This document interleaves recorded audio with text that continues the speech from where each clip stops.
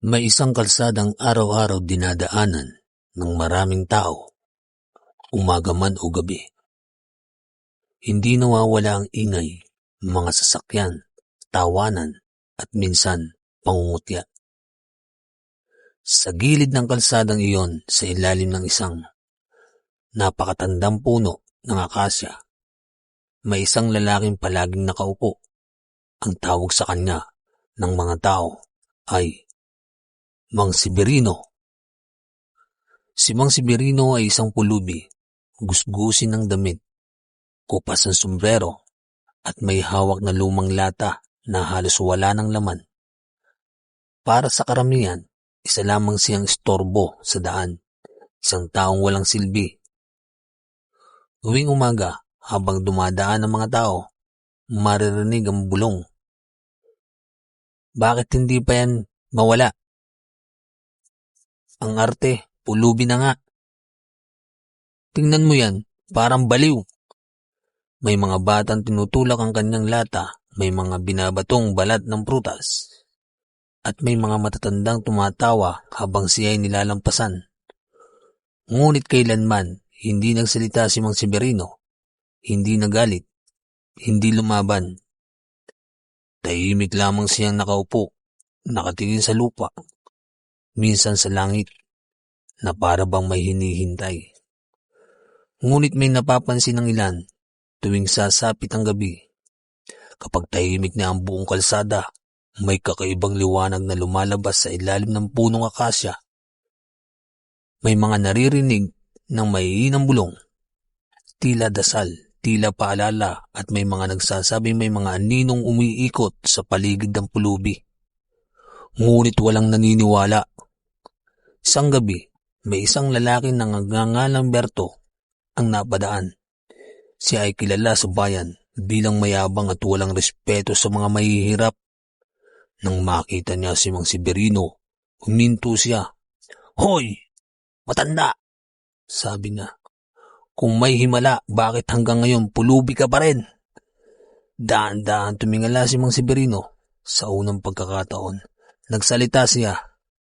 Hindi lahat ng mahirap ay sinusumpa, wika niya sa mababang tinig. May mga taong hinayaang maghirap upang subukin ang puso ng iba. Kinilabutan si Berto, ngunit tinatawanan niya lang ito at tumalis. Mula noon, nagsimula ang kababalagan. Ang mga taong kilalang mapang-api ay sunod-sunod ng dinapuan ng kamalasan. May mga negosyong biglang nalugi. May mga pamilyang nag-away-away, may mga bahay na gumugo kahit walang lindol. Ngunit ang mas nakakatakot, ang mga taong minsan tumulong kay Mang Severino, kahit simpleng tinapay o basong tubig ay hindi naapektuhan. Isang gabi ng malakas na ulan at kulog, nagtipon ng mga tao sa kalsada. Doon nila nakita ang isang tanawing hindi nila makakalimutan. Si Mang Severino ay nakatayo sa gitna ng daan. Hindi siya mukhang pulubi. Ang kanyang kasuotan ay naging puti. Ang kanyang katawan ay tuwid. At ang kanyang mga mata ay nagliliwanag na parang apoy. "Ako'y sinugo," malakas niyang wika. "Hindi upang humingi ng limos, kundi upang subukin ang inyong pagkatao. Hindi pera ang aking hinahanap," dagdag niya, "kundi awa, respeto at kabutihan." Isang malakas na kidlat ang tumama sa lupa at sa isang iglap, naglaho si Mang Severino. Kinabukasan, natagpuan ng mga tao ang punong akasya, buo, luntian at tila hindi man lang tinamaan ng bagyo. Sa ilalim nito, may nakaukit na mensahe. Ang may mabuting puso, kailanman ay hindi mawawala. Mula noon nagbago ang bayan sa San Aurelio. Wala ng pulubing pinagtatawanan, wala ng mahirap na minamaliit dahil natutunan nila ang isang katotohanan.